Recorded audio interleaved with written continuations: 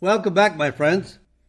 I am Terry Naturally, and this is Terry Talks Nutrition. Go to my website, terrytalksnutrition.com. Listen to my radio show anywhere around the world, live. Bring up any radio show that you would like to listen to at your convenience, or as they say, on demand. Read our newsletters that we have stored in the e-newsletter section of the radio show, of the newsletter.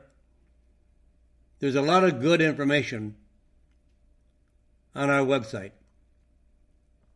And you can get our newsletter every Friday, bringing you new ideas, new topics, and new answers to questions that other consumers have asked about their health.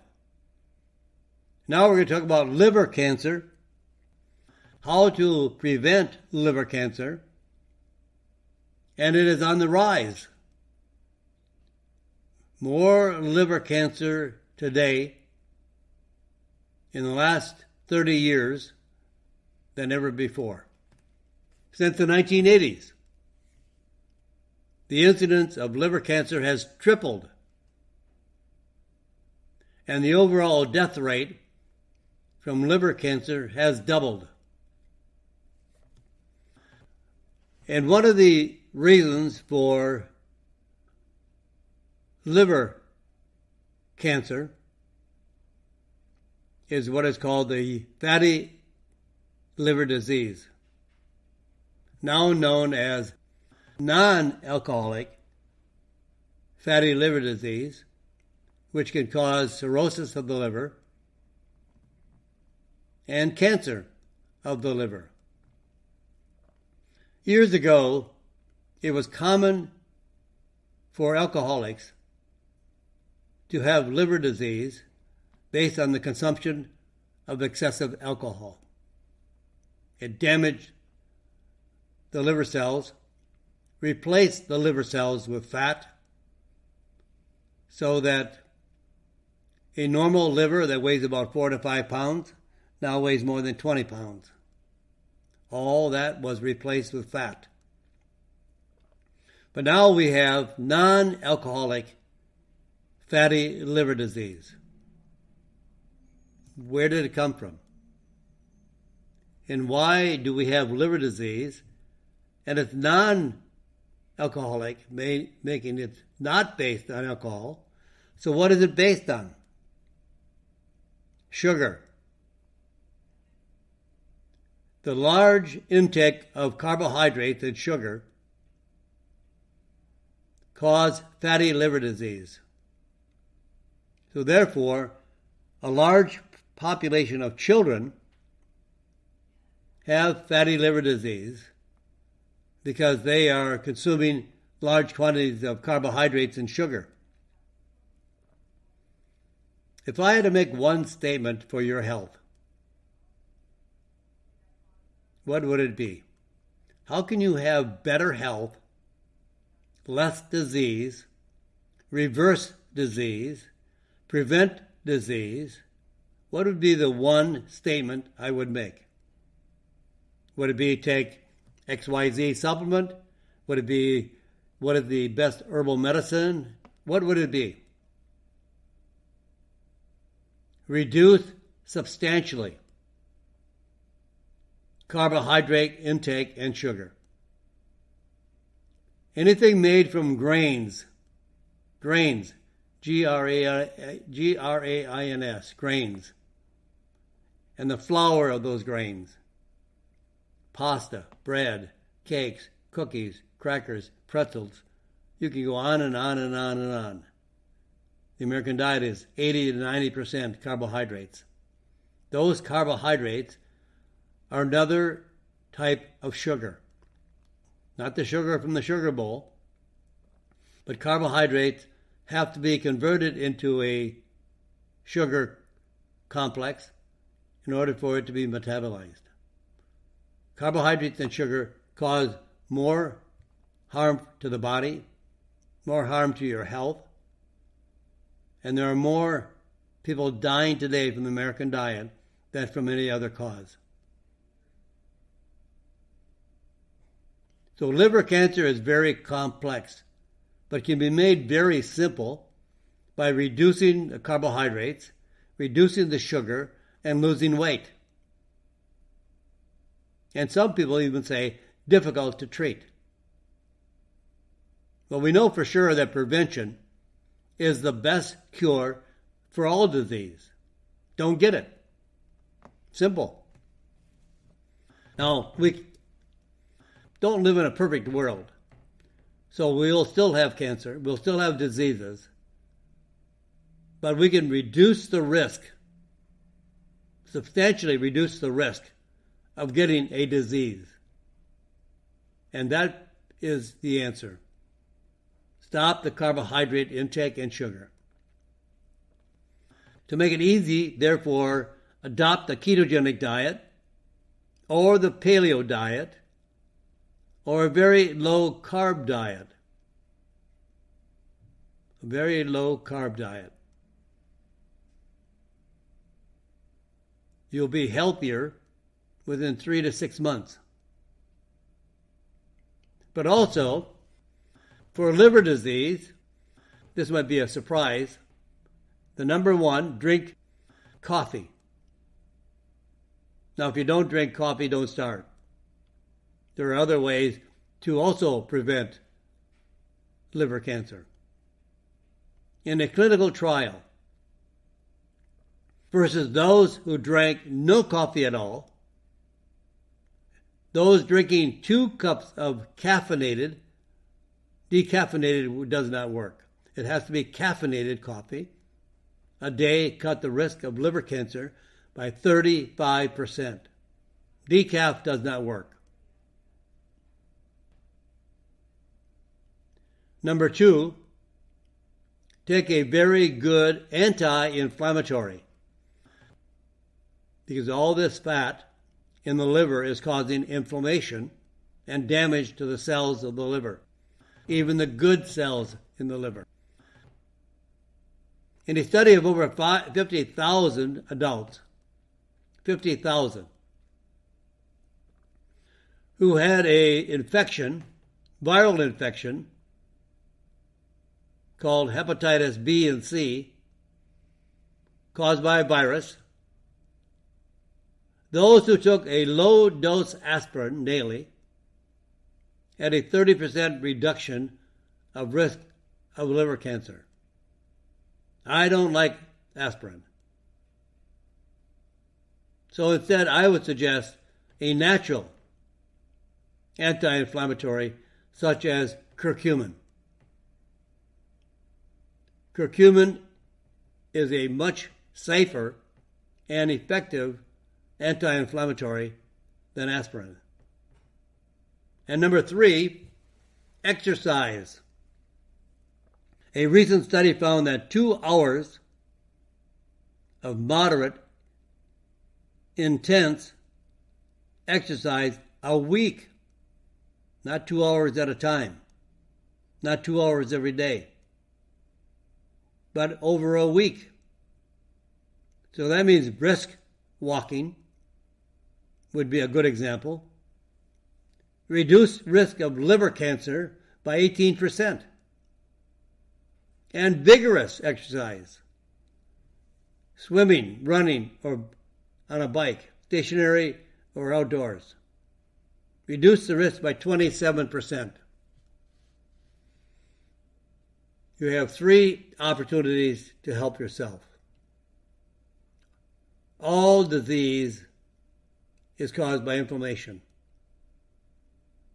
So just by taking an anti-inflammatory for liver disease also affects every other cell of your body and reduces inflammation throughout your body.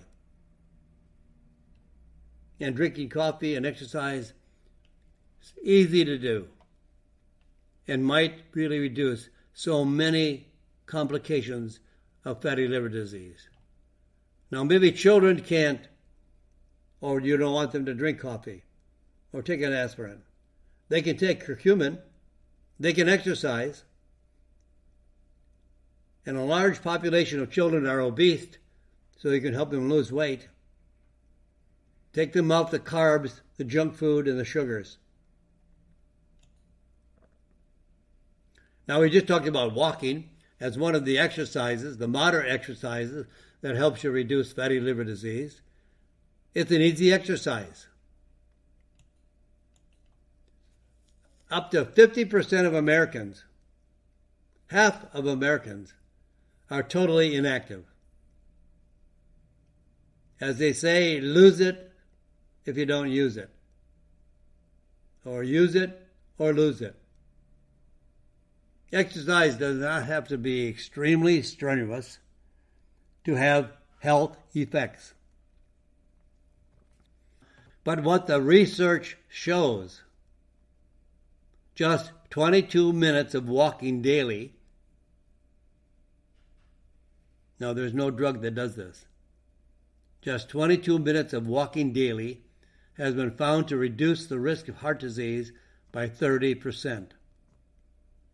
Now, add COQ10, and you'll probably reduce the risk of heart disease by 50%.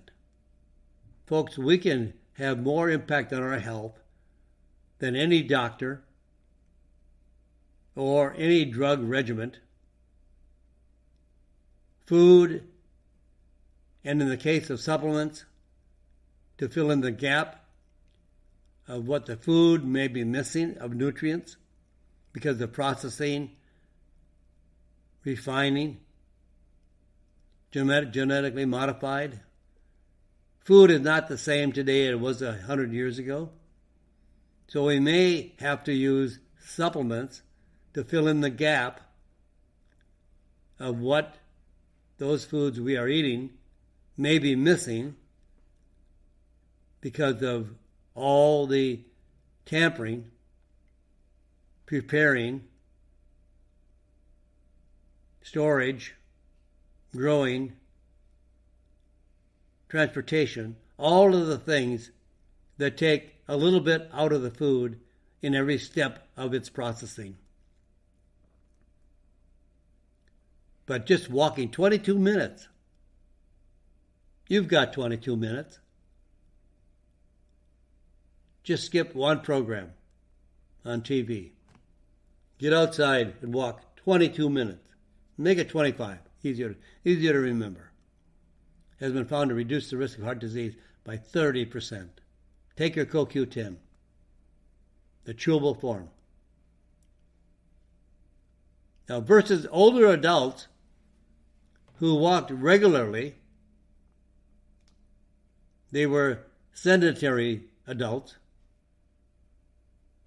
had greater loss of brain tissue with aging and doubled the risk of Alzheimer's disease.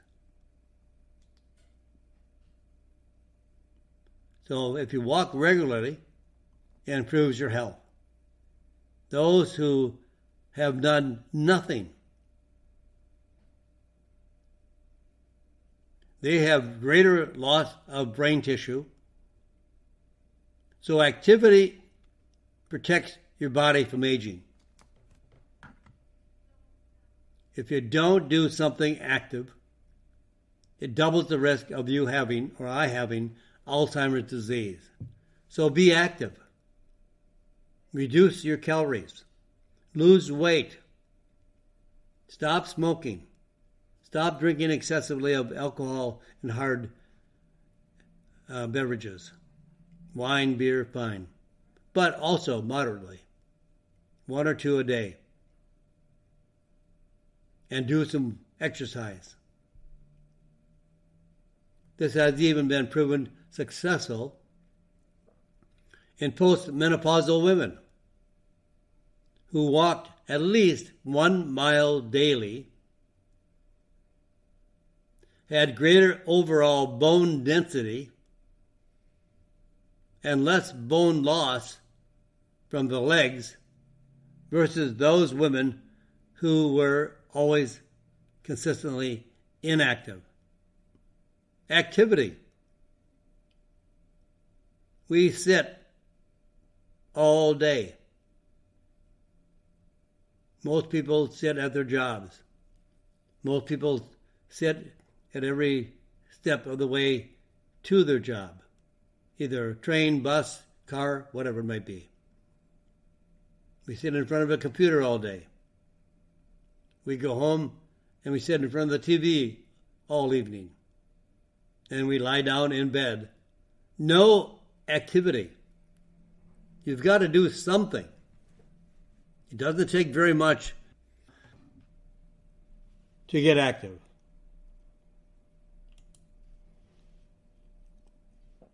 Now, zinc. Z-I-N-C. Zinc. One of the most important nutrients that we can support our immune system with. Zinc, an antiviral mineral. Antiviral. That means it stops viruses. Do you know of a virus? I think there is one called COVID-19. You know, and nobody ever talks on the news or any other form of media about the value of being healthy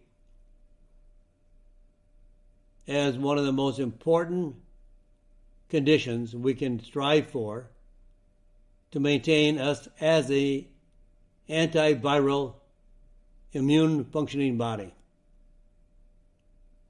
And just over 30%, 1.2 billion people of the world's population is deficient in zinc. Zinc has very specific antiviral actions and helps control inflammation.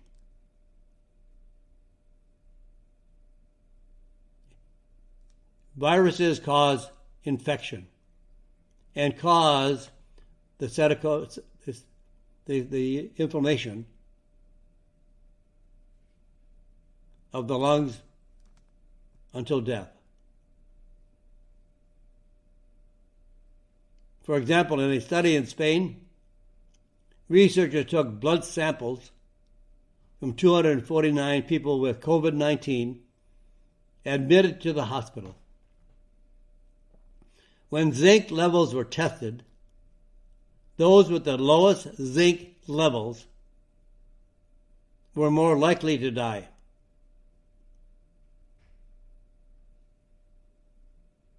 That's a very eye-opening scientific studied result.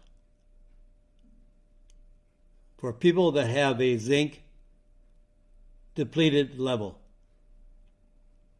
or they had the lowest zinc levels. One mineral were more likely to die.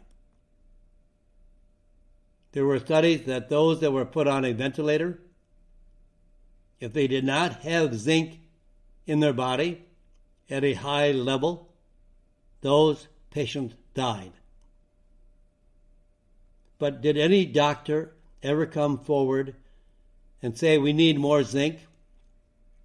We have patients dying and we think they should have more zinc or more A or more C or more selenium.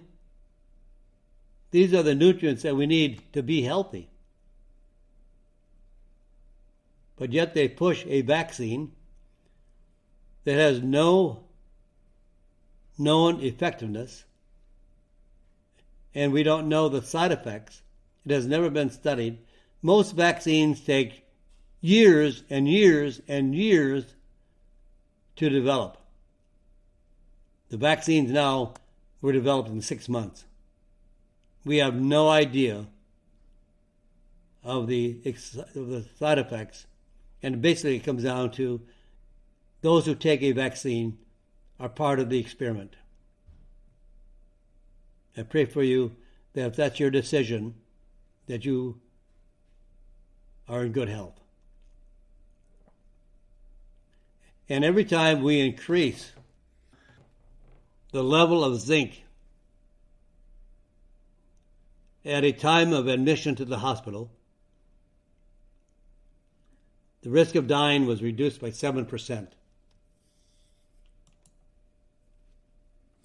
Also, zinc decreases the severity of a cold or flu. In studies of 100 school children, ages 8 to 13 years of age, received zinc, a very special form of zinc called zinc bisglycinate, or a placebo for 3 months during winter.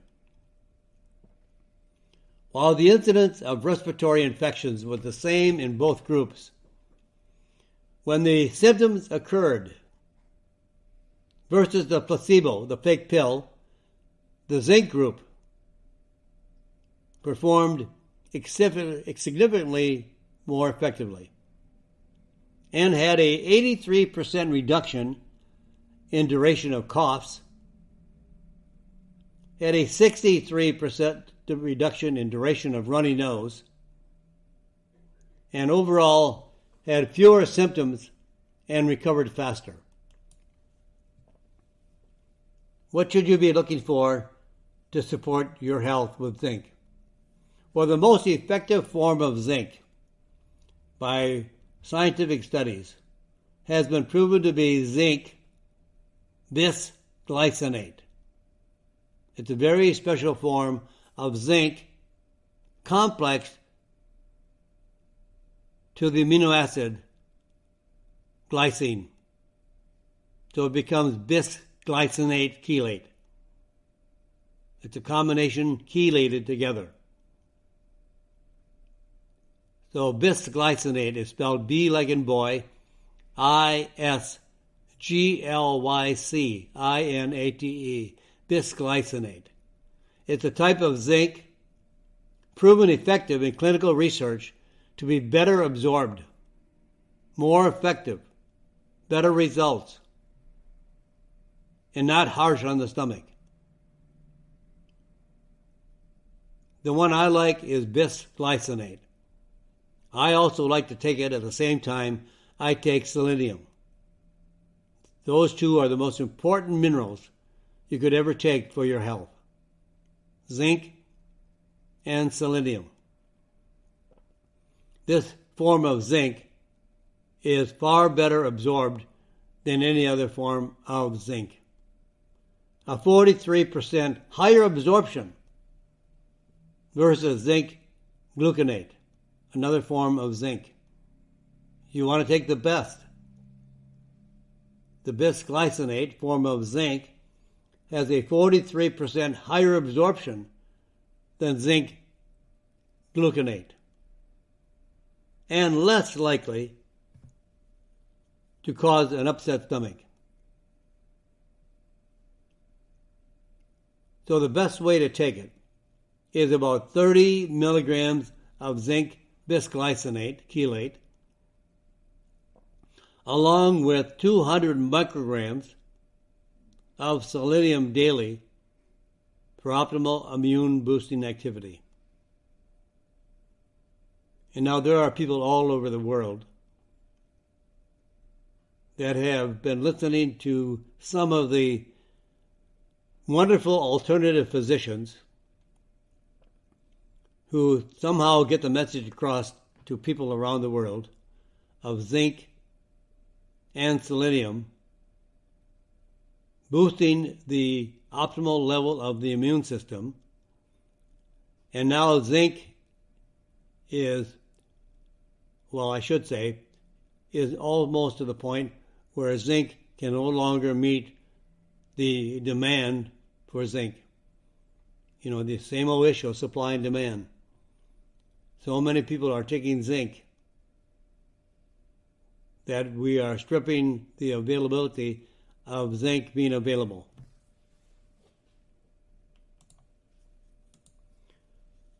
Pick fruit. Do not pick juice. And I say this so that you may have a better blood sugar control. Researchers in Australia gathered 5 years of health data from over 7,000 people, looking at their dietary intake of fruit and fruit juice and their blood sugar levels. And the results of this study of 7,000 people, 2 servings of fruit daily were linked with a 36% reduction or reduced risk of developing type 2 diabetes. 2 servings of fruit. Eating the fruit. Eating an apple. Eating an orange. Eating a peach. Eating a pear. But no benefits for people who drank fruit juice and did not eat the whole fruit. Orange juice has double the calories and carbs and more than 80% less fiber versus the whole orange. Eat the orange. Do not drink the juice.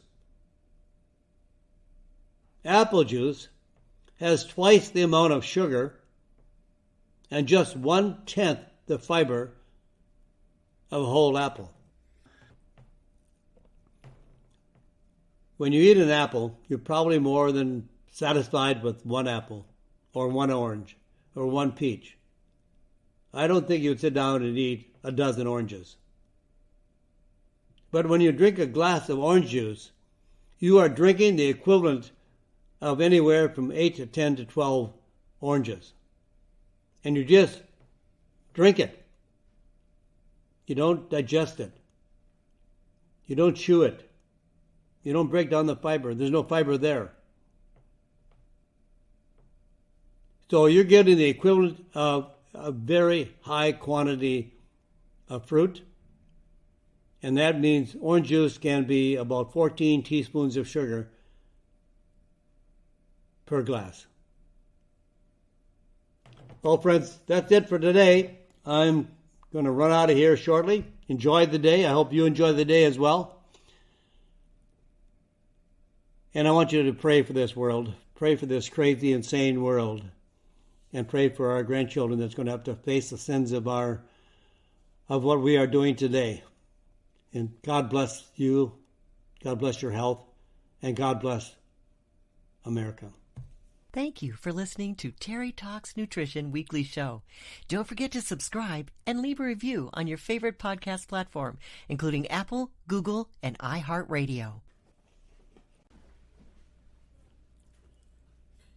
Greetings, everyone. This is Terry Naturally with another edition of Terry Talks Nutrition. We're here every Saturday and Sunday morning from 8 o'clock till 9 o'clock Central Standard Time. You can listen to us here on your radio as we broadcast our program from Green Bay, Wisconsin in the USA. And you can also listen to us live anywhere around the world as we live stream our radio broadcasting program to my website, terrytalksnutrition.com. Of course, it is a more difficult task to listen live because you have to adjust your times wherever you are around the world to listen to us at the same time. But you can go into the website, and I'll mention again, terrytalksnutrition.com, and there you can bring up any radio show you would like to listen to from the archive section of the radio show. You can also, while you're there, subscribe to our newsletter that goes out to your email address every Friday. You also can pull up newsletters that have been stored or archived in the e-newsletter section of the website. And there's a lot of good information on the website as well. We are trying to get as much information out to you as possible. So we are using a variety of platforms.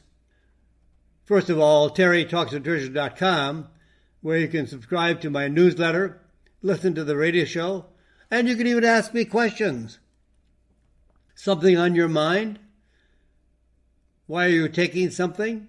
Would you like to know why you should be taking something? And maybe there is something to help improve your health that you may not be aware of, and we do. So we would be happy to oblige you and give you an answer for your question. You can also go to Facebook and Twitter under Terry Talks Nutrition. You can also go to our YouTube channel, which is youtube.com/Terry Talks Nutrition. And Dr. Lynn and I have teamed up together for a podcast, and you can listen to our podcast at Apple Podcast, Google Podcast, Stitcher, Spotify, TuneIn, iHeartRadio, Listen Notes, Player FM, Audible, Deezer, and Podcast Addict. But you can also go directly to terrytalksnutrition.com and listen as well. We try to bring you a lot of good, solid, scientific information that can be used to improve your health and the quality of your life. And today, we have some really good topics, as I hope we can say that all the time. But today we're going to talk about COQ10, a nutrient that our body manufactures or should manufacture on a daily basis. But there are reasons why it cannot be manufactured on a daily basis, and we'll explore that as well.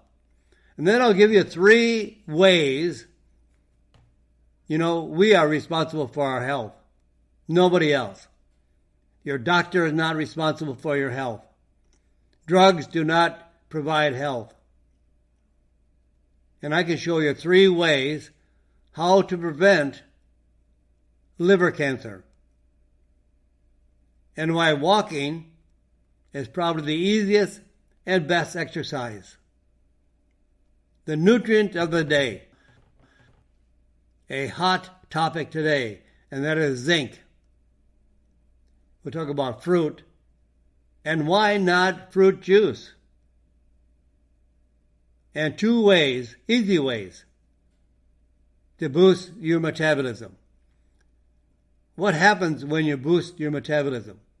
You have more energy.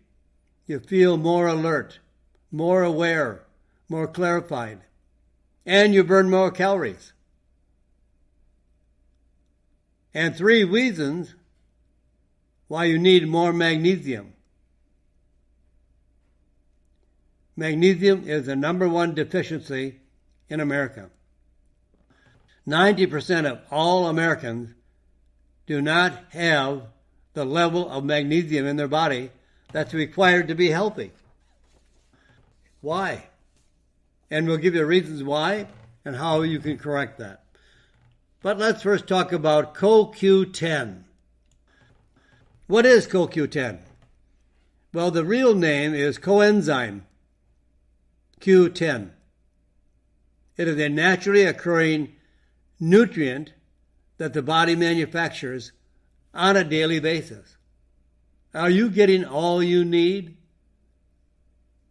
Is your body manufacturing a level of CoQ10 that it should? Because it's required for the energy of your cells. It's a nutrient that supports muscle strength. And your heart is one of your most important muscles. It is a very potent antioxidant. Now we need CoQ10. Can't live without it. And there are conditions associated with a level that is at a deficiency level of CoQ10 levels. If you're not getting enough, things are happening not in your favor, things that are happening that are negative and against your health. Now, one of the big ones today is the use of statin drugs. 30% of people over the age of 40. That's a huge number. What is it? 30% of people over the age of 40 take a statin drug to reduce their cholesterol levels. And right now, I don't have time to go into what a scam What a myth. Your cholesterol is your friend. It takes care of many of your metabolic functions. It does not cause heart disease or strokes. Whatever the medical establishment tries to convince you of, it does not cause heart attacks or strokes. If your level is high, you'll have more quality of life, you are healthier, you'll have a longer lifespan, and you will have a better risk of not dying from a heart attack or a stroke. More people die from a heart attack or stroke that have low cholesterol levels. I'm off the subject because I can't stand these drugs that lower cholesterol. They cause more damage than good. They cause your muscles to atrophy, shrink. You lose muscle strength. You have muscle pain. And sometimes the muscle pain is so severe that nothing will correct it. And even after you go off the statin drug that caused the pain, you don't get rid of the pain. It's there for life. It's a very controversial subject. They're trying to convince you to lower your cholesterol for your health. Baloney. You will not improve your health by lowering your cholesterol. Now, we could talk about triglycerides, which are very damaging to your heart, your brain, and the risk of a stroke. And triglycerides are not manufactured in your body.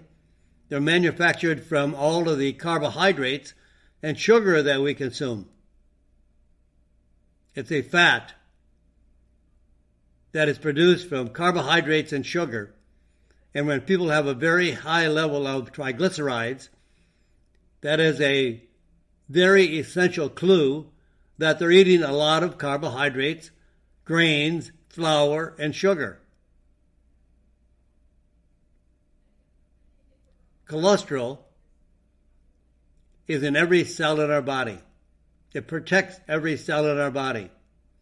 The brain only weighs 2% of the body weight, but the brain uses 25% of the cholesterol in order to function. I'm wondering if lowering the cholesterol doesn't have something to do with dementia. 30% of the people over the age of 40 are taking drugs and not in their best health or their best interest. So when you reduce COQ10, and why do we reduce COQ10? Because there is an enzyme system in the liver that produces cholesterol. The drugs that are prescribed and manufactured to lower cholesterol by blocking an enzyme that produces cholesterol. And that same enzyme system produces COQ10, which is one of the most important nutrients for the health of your heart. Also, heart disease and a heart attack will also substantially reduce your levels of CoQ10. Also aging and diseases such as cancer, Parkinson's disease, diabetes, and migraine headaches. Even a very brief period of time using a statin drug absolutely depletes CoQ10. In fact, researchers found a 51% decrease in blood levels of CoQ10 after just 30 days of use of a statin drug. and with significant reductions noticeable just after 14 days. These drugs, statin drugs, are a horrible drug. They do nothing for your health, but they are a huge money maker. Billions of dollars are brought into the drug companies on the sale of statin drugs, which do nothing for you. And now they want children to be on statin drugs and women. There have never been any studies on women. The studies have been on men, and they just assume that it should match women. There's a very, very small segment of people that may benefit from the use of statin drugs. That are males who are between the age of 48 and 60 that already has had a heart attack or a stroke. By prescribing for this segment of males between the age of 48 and 60 may give them some noticeable benefit, but nobody else. You'll live longer by never ever checking your statin, or your cholesterol levels, and you'll live longer in better health with high cholesterol than you will with low cholesterol. Even the World Health Organization, WHO, WHO,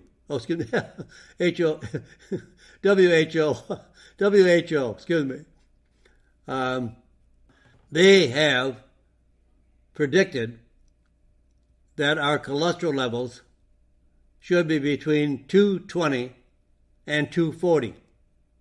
But doctors who don't have time to read half the materials that they should read want you down to 200 or less. Well, that just makes more people in the United States more susceptible to the use of statin drugs. You got a bigger market. If you want it lower, let's go down to 140. You'll have a bigger market for those people that you can prescribe a statin drug for. Do some research, my friends. There is no value in statin drugs. There's no value in lowering cholesterol. Now, I don't know everybody out there who's listening to my program, but I always caution you to talk to your physician just in case you may be one of those 1 in a billion that needs a statin drug. Some of the most common side effects of statin drugs are exercise intolerance. Muscles are destroyed, and your heart is a muscle with statin drugs. Muscle pain, muscle destruction, muscle wasting, atrophy of muscles. A clinical study in statin drug users found a 40% decrease in muscle pain when also taking 100 milligrams of COQ10 daily.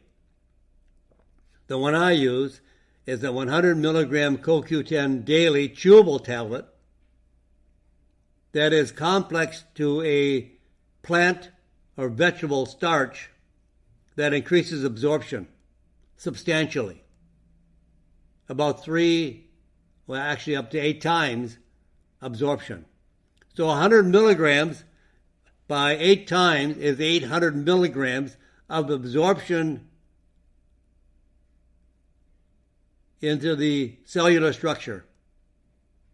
So 100 milligram chewable tablet complexed with gamma cyclodextrin, which is a starch from a vegetable or plant that increases the absorption of the nutrient or compound that the gamma is attached to. So 100 milligrams of CoQ10 with gamma is equivalent to 800 milligrams this is excellent for anybody that's on statin drugs and decided they have not been able to get off statin drugs, or their doctor wants them on statin drugs, or for whatever reason you're taking statin drugs, even though that you know that there is a high risk of side effects. Statin drugs also increase by up to 58% the risk of diabetes. And supplemental CoQ10 has been shown to stop the cellular effects of statin drugs that increase the risk of diabetes and increase the risk of migraine headaches. 100 milligrams of CoQ10 in a chewable tablet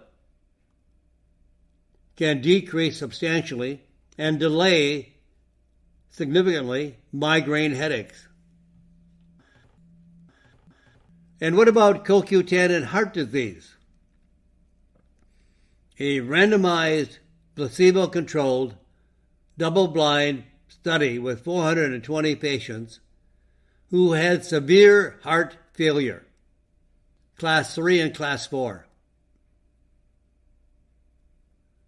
Subjects of this study, the participants, took 100 milligrams of CoQ10 3 times per day or placebo. And the results of this study with CoQ10, it decreased the risk of all-cause death from any cause just by taking CoQ10, 100 milligrams 3 times daily. And if you take the CoQ10 that I'm using, which is 100 milligrams complex to gamma cyclodextrin, it is a 800 milligram dosage. So more effective than 3 times per day. You only need 1 per day. And it decreased the risk of death from all causes by 42%. And it was a 43% decrease in cardiovascular related deaths from those that had heart attacks or strokes or vascular conditions. And 58% of patients experienced improvements in their heart failure classification. So they got healthier. 58% of the patients experienced significant improvements by taking 100 milligrams of CoQ10. So what should you know about CoQ10? And what should you buy? Well, first of all, it can be obtained from food, but not always the best choices. Because originally it was extracted and discovered in the heart of a horse. And in fact, it was discovered at the University of Wisconsin in Madison. So it's found mostly in organ meats, which not too many people eat today. Heart, kidneys, and liver. Now, I love liver. And if I'm traveling, especially in Europe, I don't find liver on the menus in the U.S. I buy it frequently and cook it at home, but when I'm traveling in Europe, it's a very common food on menus. I always order it once or twice a week. And as a supplement, CoQ10 is found in 2 forms of CoQ10. Now, the original form of CoQ10 was called ubiquinone, the original form. There were about 20 years of research on this form of CoQ10.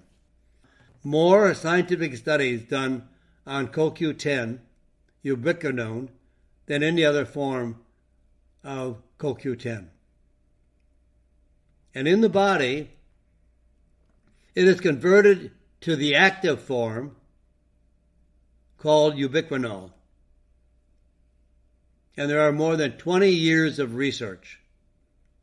Doctors all over the country hail ubiquinone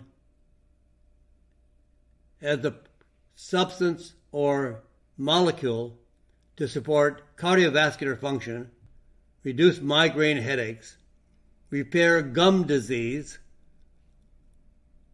I have never seen a person with gum disease, bleeding of the gums, receding gums that did not respond significantly by taking COQ10, ubiquinone. Then along the way, the manufacturer, one of the primary manufacturers of ubiquinone, ran into a little unfortunate incident. Their patent ran out. So the Chinese was making CoQ10 at a very, very low price. So the original company developed a product called ubiquinol, NOL. Ubiquinone is ONE, ubiquinone. And the active form is called ubiquinol, but it's not a stable compound. And sometimes in just a few minutes, it converts back to ubiquinone. So I don't find any reason to ever use ubiquinol. But I do find it effective to use ubiquinone that is attached to the gamma cyclodextrin for 8 times increased absorption. 8 times. The ubiquinol is very difficult to work with as a supplement. It is not stable. It converts back to ubiquinone. So it takes a tremendous amount of specialized expertise, experience to work with ubiquinol. If you have a manufacturer that's making capsules or tablets, and they use ubiquinol, the active form, and they open the container, within 10 to 15 minutes, it is no longer ubiquinol. It converts back to ubiquinone. I still haven't understood why people insist on using ubiquinol. I think it's a sales job by the manufacturer. But take 100 milligrams daily. It'll protect your heart. It's a powerful antioxidant. It protects against many forms of cancer. It is especially effective for eye and brain health, and also to reduce the severity and the frequency of migraine headaches.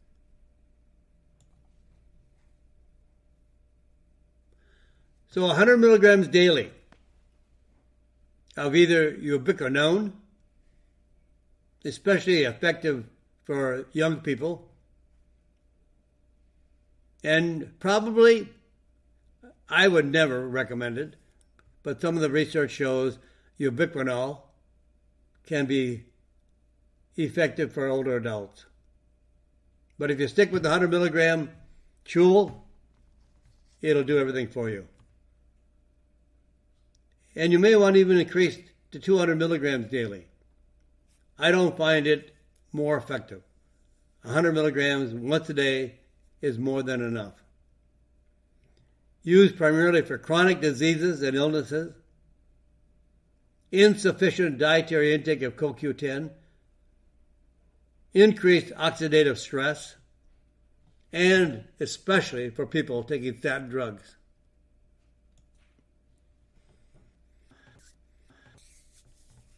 Now, I'm going to have to take a break here, my friends.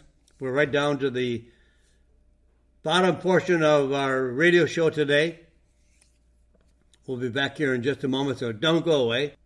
I'm going to come back and tell you 3 ways how you can prevent liver cancer. We never worry about cancer until it's too late. Prevention is the cure for cancer. And we have a lot of prevention on our side. So don't go away. I'll be right back. I'm Terry Naturally, and this is Terry Talks Nutrition.